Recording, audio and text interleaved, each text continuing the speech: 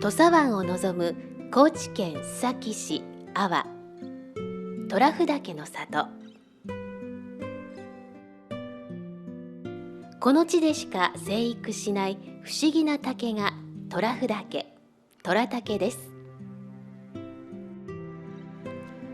この虎竹を使った工芸品の美しさは各方面から称賛の声をいただいております。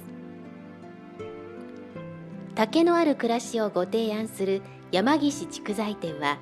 高知から虎竹の美しさとその工芸品の魅力を今回お作りいただく花かごから少しでも感じていただければと思っております。それでは順を追って花かごの作り方をご紹介してまいりましょう。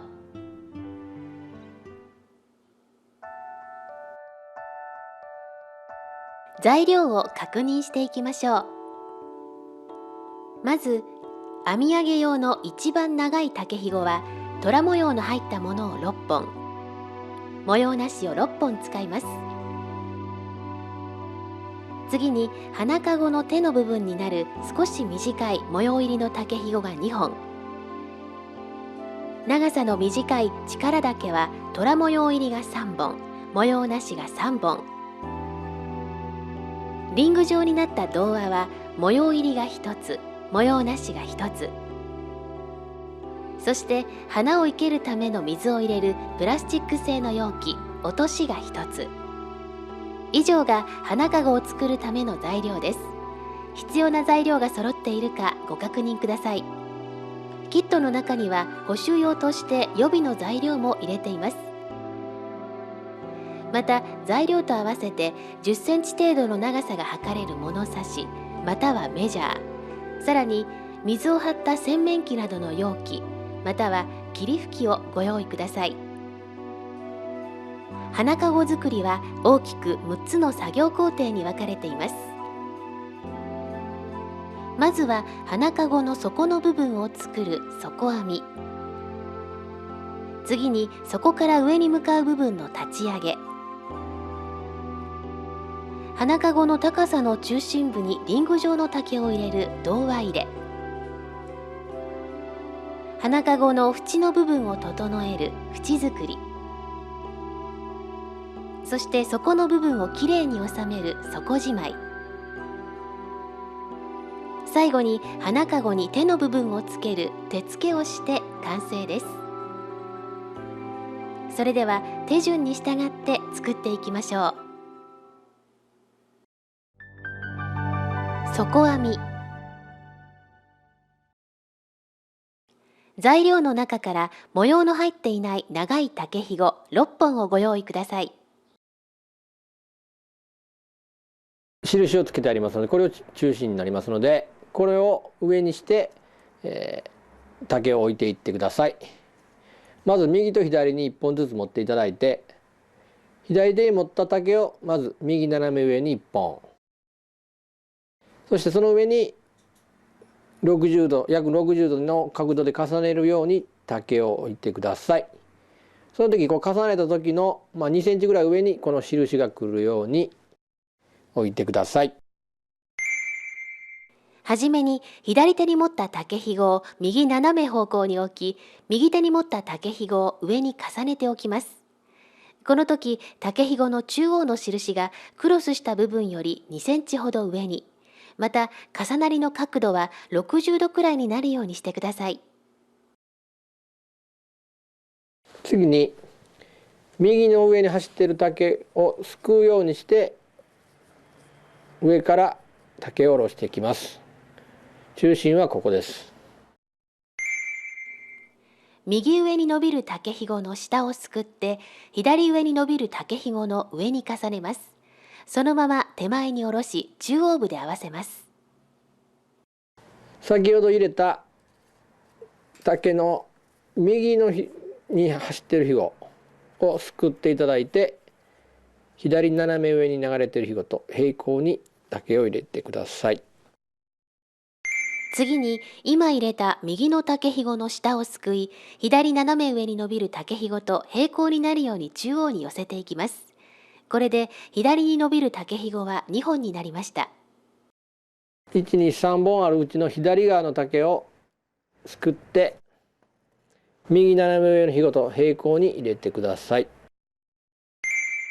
3番の竹ひごを左からすくって1番の竹ひごと平行になるように寄せていきます。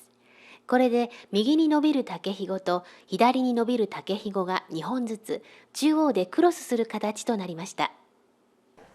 右に2本左に2本走ってるひごの右に流れてるひごを2本すくって上からまっすぐ下ろしてください。左右に2本ずつ伸びる竹ひごのうち右側の2本をすくってそのまままっすぐ中央部まで下ろし、横方向に伸びる竹ひごと平行になるようにします。右の流れてるひごと左に流れてるひごのこの内側の1本ずつ、これ今右の上に流れてるひごが上に来てますけれども、これを入れ替えて左上に流れてるひごを上にやってあげます。右斜め上に2本、左斜め上に2本出ている竹ひごのそれぞれ内側にある竹ひごの重なりを上下入れ替えてクロスさせます。左斜め上に伸びる竹ひごが上になっていることを確認してください。ぐーっと縮めてあげて正六角形になるように、このひごの中心を六角形の中心に持ってきます。続いて模様の入った長い竹ひご6本をご用意ください。次は虎の模様のついた竹6本を使って編んでいきます。右に2本走っているひご、左に2本走っているひごのうちの右に走っている方の左側と左に走っている方の左側の竹をすくって上からまっすぐ下ろしていきます。この時この最初のひごの幅の平行同じぐらいの間隔で竹を入れていきます。右斜め上に2本、左斜め上に2本伸びている竹ひごのうち右から2本目と左端の竹ひごを下からすくい、横方向に伸びる竹ひごと平行に並べます。この状態で左回転に約60度回していきます。左回りに60度回転させます。この時、今入れた模様入りの竹ひごは右斜め上に向かって伸びる位置に来ています。右上に走っているひごの3本のうちの虎模様のついた竹、それと右隣の竹両方計2本をすくって上からまっすぐ下ろしてきます。右斜め上に伸びる3本の竹ひごのうち虎模様の竹とそのすぐ右隣の竹の2本をすくい、そのまま手前に下ろします。右上に流れてるひごが上で左上に流れてるひごが下になってると思いますけども、これを上下差し替えて左に流れてるひごで右に流れてるひごを押さえていきます。右斜め上に伸びる虎模様の竹とそのすぐ左側の竹の重なっている部分を上下入れ替えてクロスさせます。左に伸びる竹ひごが上になって重なっていることを確認してください。次また同じように左回転に60度回していただきます。左方向に60度回転させると右斜め上に3本、左斜め上に3本の竹ひごが入っている状態になっています。右のひごの3本のうちの左側の2本と左に流れてるひごの3本の一番左側の模様付きのひごをすくって上からまっすぐ下ろしていきます。右斜め上に伸びる3本のうち内側の2本と左斜め上に伸びる3本のうち一番左の模様入りの竹ひごを下からすくってそのまま手前に下ろします。そして先ほどと同じように内側の1本ずつのひごを上下差し替えて入れ替えて押さえてあげます。右の内側と左の内側の竹ひごの重なりを上下入れ替えてクロスさせます。左斜め上に伸びる竹ひごが上になっていることを確認してください。でまた60度回します。左回りに60度回転させるとこの状態です。次も先ほど同じ3本のうちの左側の2本、そして左側の3本は一番左側だけをすくって上から下ろしていきます。右斜め上に伸びる3本のうち内側の2本と左斜め上に伸びる3本のうち一番左の模様入りの竹ひごを下からすくってそのまま手前に下ろします。そして先ほどと同じように内側の1本ずつのひごを上下差し替えて押さえてあげます。右の内側と左の内側の竹ひごの重なりを上下入れ替えてクロスさせます。左斜め上に伸びる竹ひごが上になっていることを確認してください。でまた60度回転。次4本、右に4本左に3本流れてますけど、その4本のうちの左側の2本と左に流れてる3本のひごのうち一番左側の模様のついた竹だけをすくって上から下ろしていきます。右斜め上に伸びる4本のうち内側の2本と左斜め上に伸びる3本のうち左端の模様入りの竹ひごを下からすくってそのまま手前に下ろします。また内側のクロスしたところを上下入れ替えます。右の内側と左の内側の竹ひごの重なりを上下入れ替えてクロスさせます。左斜め上に伸びる竹ひごが上になっていることを確認してください。左回りに60度回転させるとこの状態です。次は4本のうち右側に流れてるひご4本のうち左側の3本をすくっていただいて、次は左側に流れてるひごの4本のうち一番左側の模様付きのひごをすくって下ろしていきます。右斜め上に伸びる4本のうち内側の3本と左斜め上に伸びる4本のうち左端の模様入りの竹ひごをすくってそのまま手前に下ろします。でここに2箇所次今度入れ替える部分ができてます。これを上下入れ替えていきます。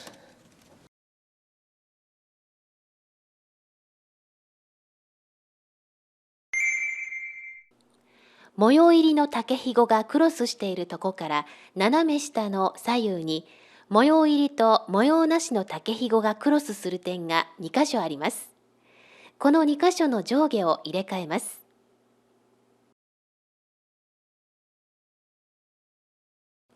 まずは右側の重なりを入れ替え、続いて左側の重なりを入れ替えます。どちらの重なりも左斜め上に伸びる竹ひごが上になったことを確認してください。この時にこの部分で右側のひごが左側のひごを押さえているように確認していってください。全部右上に流れているひごが上に来てますね。これを確認してください。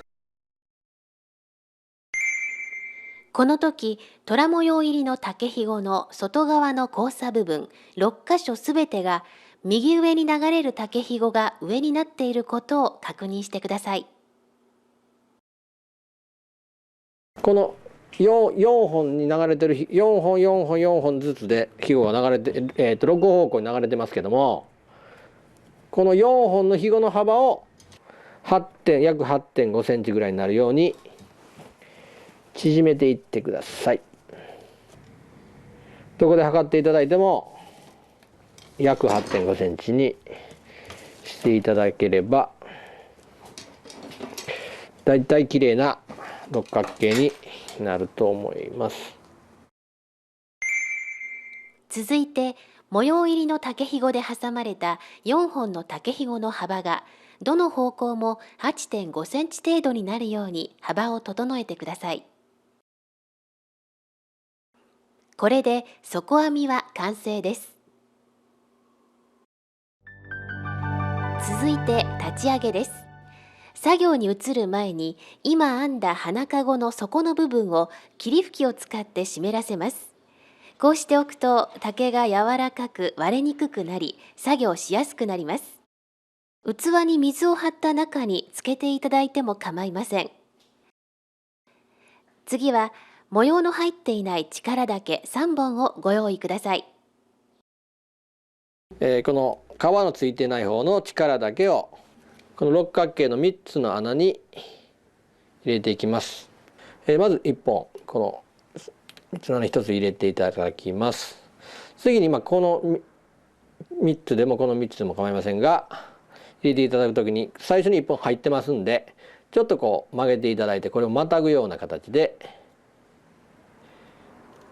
もう1本入れていきます。それであと1、2この3本のところにまたもう少し曲げていただいて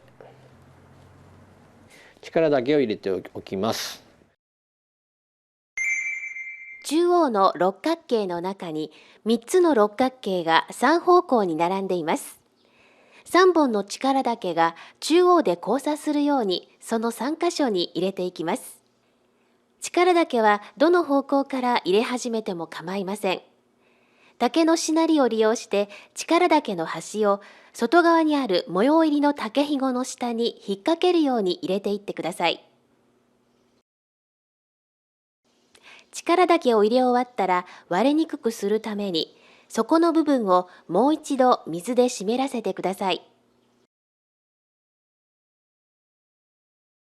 このひごにちょっと無理がかからないように曲げ癖をちょっとつけておきます。この虎の模様のあるひごの上に指を添えてこう曲げていただけると曲げ癖がつきますのでこの指に巻きつけるような感じで曲げ癖をつけていきます。ここで模様の入っていない童話を手元に準備してください。6方向に4本ずつのひごがいっているのがわかると思います。その4本ずつのひごの右手を見ていただきまして4本のうちの向こう側の上側の2本をまず取ります。4本のうち右から3本目と4本目、3番と4番の竹ひごを手に持ちます。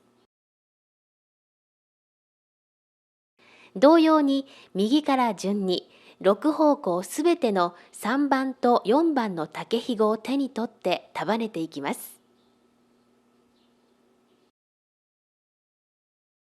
この取ったひごのに確実にこの輪をかぶせます。その輪をかぶせてこの輪を下ろしていきます。そして、横にしてですねその輪の中にお尻の方からひごを押し込んであげるという形で無理のかからないように折れないように気をつけながら押し込んであげてください。横から見ていただくとこの虎の模様のついた竹同士でこの今さっき入れた胴のところでクロスしているっていうのが分かると思います。童話の上の部分で模様の入った竹ひご同士がクロスしています。今はその重なりが右に流れている竹ひごが上になっている状態です。童話が下まで降りない場合は、この状態になっていないことが考えられますので、もう一度童話を入れる前に戻って作業を確認してください。右に流れてるひごが上に来てますよね。でそれをこの輪の上で虎の模様のついた竹同士の上下を入れ替えて、左に流れてるひごで右に流れてるひごを押さえます。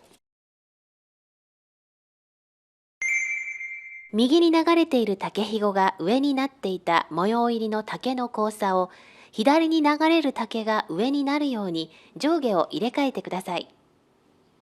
右に走ってるひごが上に飛び出てますんで、上下入れ替えて左にひごで押さえていくと。次の隣も同じです。童話の周りのすべての模様入りの竹ひごが左に流れる竹が上になるように交差を入れ替えてください。次に、色のついてない竹もここでペアになってますね。ちょっとこれは立ってるんで分かりづらいですけど、こう傾けていただきますとペアがよくわかると思います。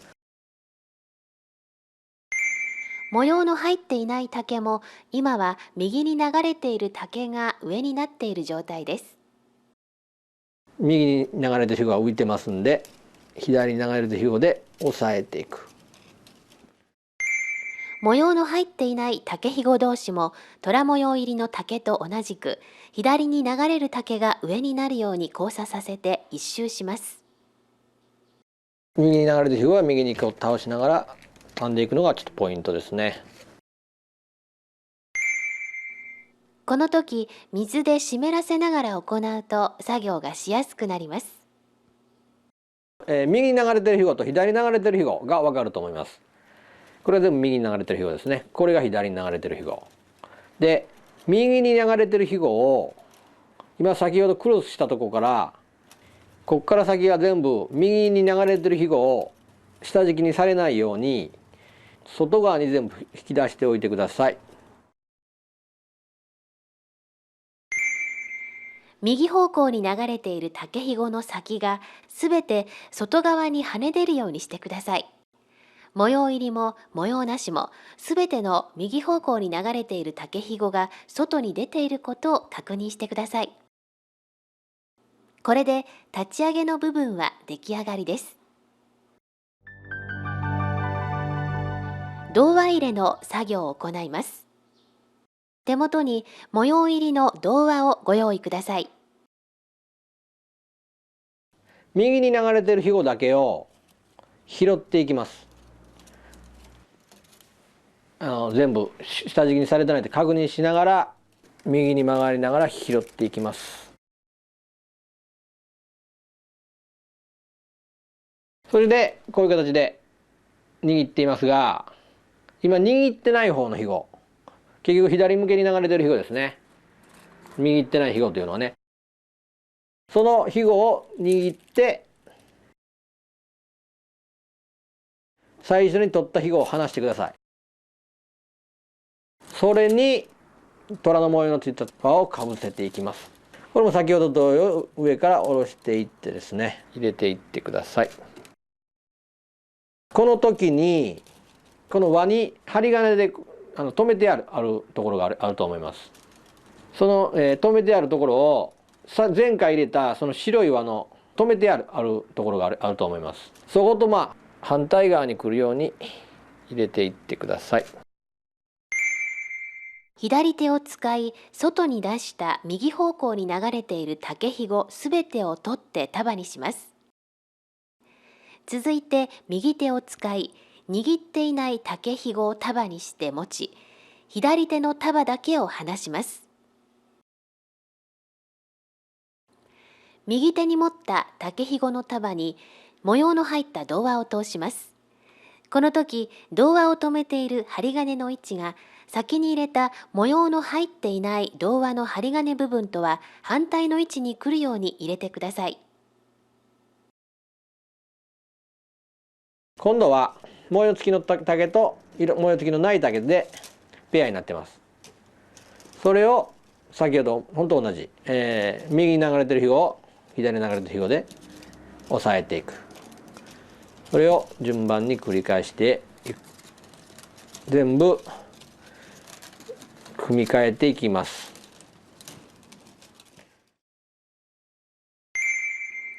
今度は今入れた模様入りの童話の上の部分で模様入りと模様なしの竹ひごがクロスした状態になっています。左に流れる竹ひごが上になるようにこの交差部分をすべて入れ替えていきます。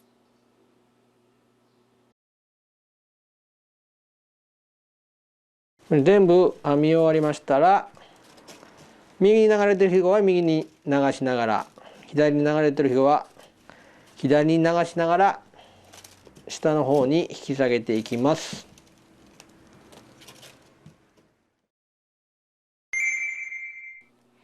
交差部分をすべて入れ替えたら水をつけながら右に流れている竹ひごは右に、左に流れている竹ひごは左に流しながら模様の入った童話を下げていきます。きれいな六角形ができる位置まで下ろしてください。下から 5.5 センチから6センチくらいの高さが目安です。これで童話入れができました。縁作りの作業を行います。組み替えたこのクロスしたところから右に流れてるひごを全部外側に、左に流れてるひごは内側に調整してください。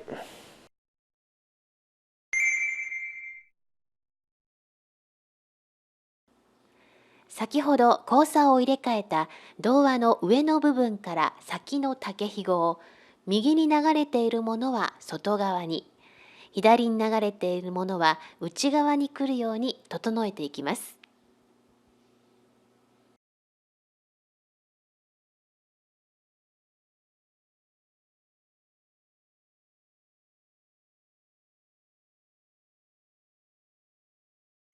模様のついた竹、ついてない竹、ついた竹、ついてない竹、交互に、竹はあると思います。これ水に濡らしながらやっていただければ、折れにくくていいと思います。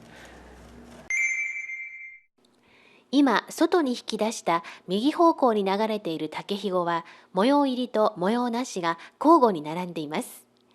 竹を水で湿らせながら確認していってください。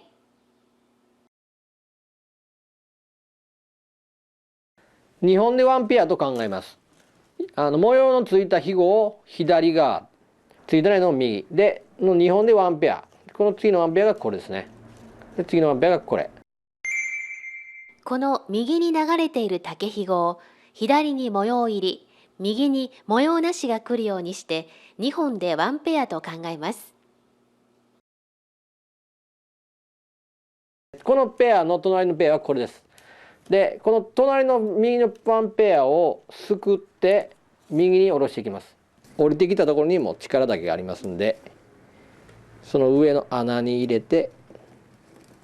力だけの入っている角に出してくる。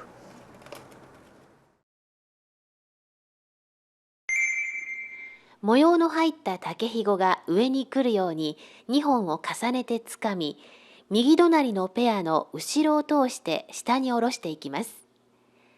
竹ひごの先は力だけの上の穴をくぐらせ、力だけの入っているところの穴に抜いて下に引き出します。で今入れたペアの隣のペア、今すくったペアですね。そのペアを次また隣のペアをすくって下ろしてくると、もうちょうどまたここに力だけがあります。でここに出てくるようにその上の穴から入れて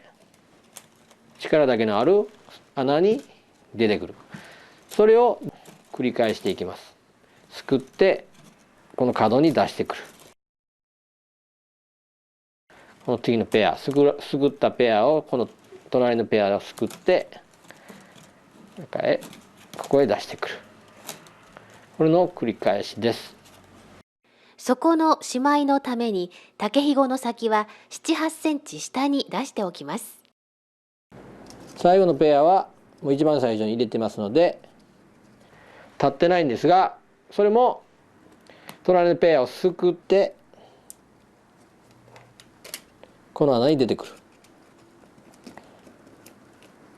左斜めの上の間から入れて、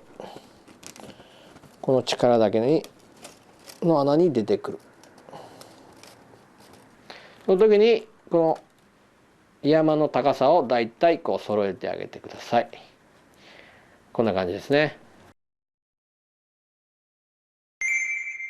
最後のペアは画面の青い部分、最初に入れたペアの後ろを通して力だけの上の穴をくぐらせ、力だけの穴の下に引き出していきます。次は、模様のついた竹を右側、模様のついてない竹を左側でワンペアを組んでいただきます。このぐらいワンペアですね。このワンペア、これワンペアですね。でこのワンペアは左に流れてるんで左に流していきます。次に左方向に流れている竹ひごの処理です。左方向に流れている竹ひごの模様なしを左、模様入りを右として、これをワンペアと考えます。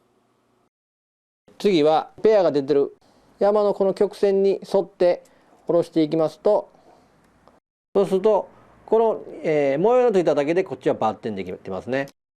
こちらにはクロスがないんで、これをこう入れていただきますとクロスになりますね。すぐ隣に谷に落としていきます。それを下ろしてきて胴縁の上から入れてすぐ下の穴に出す。この時に中へ指を入れていただいて押し出すような形でやっていければやりやすいと思います。でここでバッテンができています。まず最初のペア、赤で示した左方向に流れる竹ひご2本をそのペアが出ている山、紫色の部分に沿って下に下ろしていきます。下ろした部分には童話の上で模様入りの竹ひご同士がクロスした部分、紫と青の竹ひごがクロスした部分があります。その一つ左の模様入りの竹ひごが一本だけのところ、緑の部分に下ろしてきた赤い竹ひごのペアをクロスするように裏側から差し込みます。差し込んだ先は7、8センチ下に引き出します。この作業を繰り返していきます。で次にこれ最後山があってすぐ隣に降りていくと、そのペアをそのままここへ持ってくる。でバッテンになると。その次のペアをここへ入れていただく。でこの曲げる時に手に巻きつけながら大きく曲げてあげる。で入れたらこの高さをだいたい上を押さえて揃えてあげてください。すべてのペアを編み込んだら、そこに引き出した竹ひごの先がすべて7、8センチ程度になるように引っ張りながら高さと形を整えます。これで縁作りができました。底じまいをしていきます。はい、これである程度こう高さのね調整をしていただいたら裏返しにしていただいて、こう見てもらうと左側に流れてるひごですねをすぐ隣の出ている穴のすぐ隣の左側の穴に指に巻きつけながら差し込んでいきます。指に巻きつけながら曲げていきます。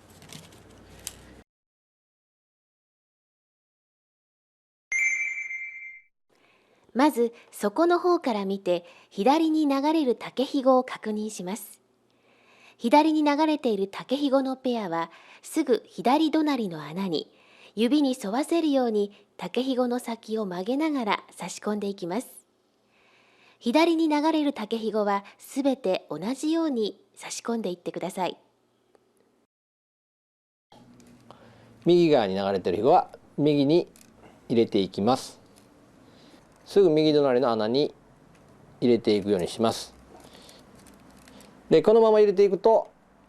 ちょっと浮いてしまいますんで、水をつけながら先ほど入れたひごがここにありますんで、こちらの内側に差し込んでいく。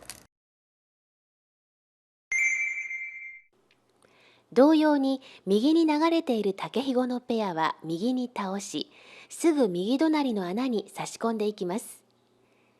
同じ穴に先に左に倒して入れた竹ひごの先が入っていますので、その竹ひごの内側に入れ込むように右に流れる竹ひごすべてを差し込んでいきましょう。このままだとまだちょっと丸みが出てますんで、とりあえず一回この模様のない力だけを抜いてください。こちらも不要です。抜いた力だけの代わりに模様入りの力だけを入れていきます。今回曲げずに押さえながらまっすぐ入れていきます。三角形に入れていきます。一度入れていただいてこう戻してあげると入れやすいです。次はここにでこう戻していく。で上下で入れていきます。今これ上になると次下で。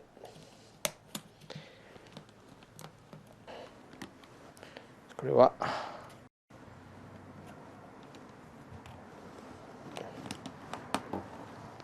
こういう形に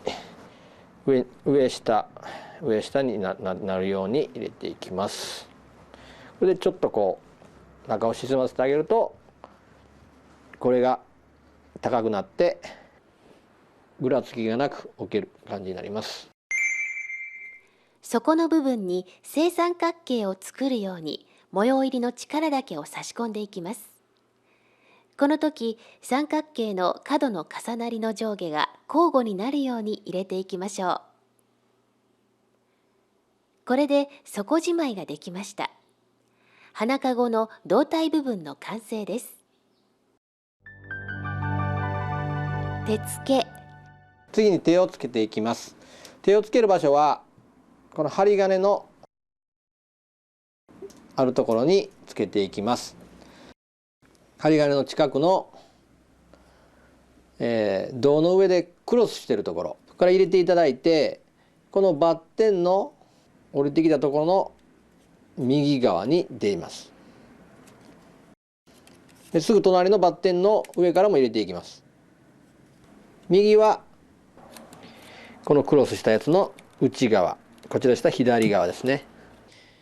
クロスしたところの降りてきたところの内側に両方とも出るように入れていきます。針金部分の近くにある模様の入った胴輪のすぐ上で、右と左に流した模様入りの竹ひごがクロスしているところを目安に手になる竹ひごを差し込みます。胴輪の針金の位置は針金が多少左右にずれていても構いません。もう一本も針金を挟んで隣にある模様入りの竹ひごがクロスしているところを目安に差し込みます。でこれをねじりながら曲げていくわけです。このまま普通にこうねじってもなかなかねねじれないんで、これを曲げながらねじっていきます。これ今1回ねじれてますけど、これを3回1、2、3回ねじって曲げながら3回ねじって反対側のバッテンの上から差し込みます。手になる2本の竹ひごを曲げながらねじり合わせていきます。1回ねじったらその部分を手で押さえて、またねじりを入れるように3回ほど繰り返します。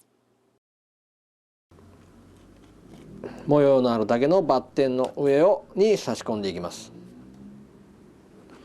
差し込んで先ほどと同じようにバッテンの抜けた下側の内側ですね、そちらに出していきます。こちらがバッテンですので、この穴に出していくようにします。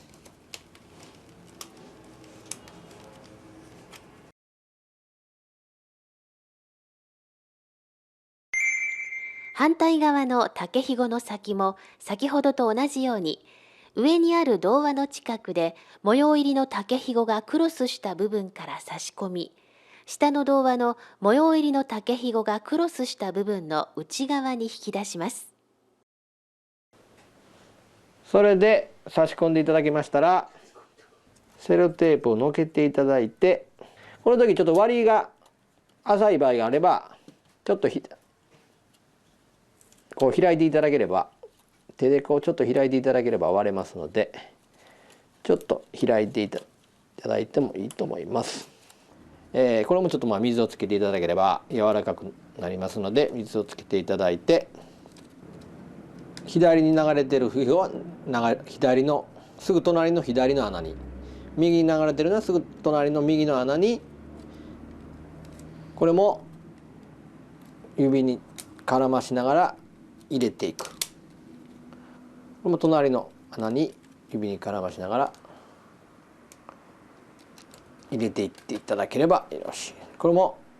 こっちとこっちにすぐ隣に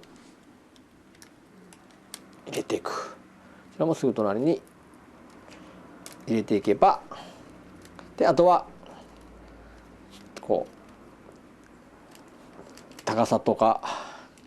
歪みとかをちょっと矯正していただいて出来上がりです。手の部分の竹ひごには厚みがありますので、端の部分をあらかじめ薄くスライスしてテープで巻いています。ここでこのテープを外し、竹ひごの先を開きながら水で湿らせて柔らかくしてください。竹ひごの先は左に流れているものはすぐ隣の左の穴に、右に流れているものはすぐ隣の右の穴に差し込んでいきます。竹ひごは水で濡らしながら指でしなりをつけて割れないように気をつけて作業をしてください。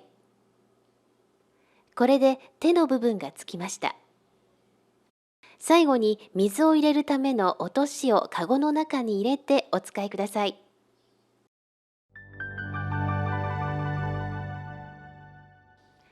万が一製作途中で竹ひごが割れてしまった場合のために、キットには補修用の竹ひごをセットしています。編み始めであれば一度ほどいて編み直しをすることもできますが、かなり編み上げた段階で竹が割れてしまった場合は、竹ひごが重なって外から見てもわからない箇所で竹ひごを切り取ります。そして新しい竹ひごを切り取ったところから差し込み、抜けない部分まで差し入れて、そのまま編み続けてください。見えないところで補修をすれば、つなぎ目も気にならず、きれいな仕上がりになります。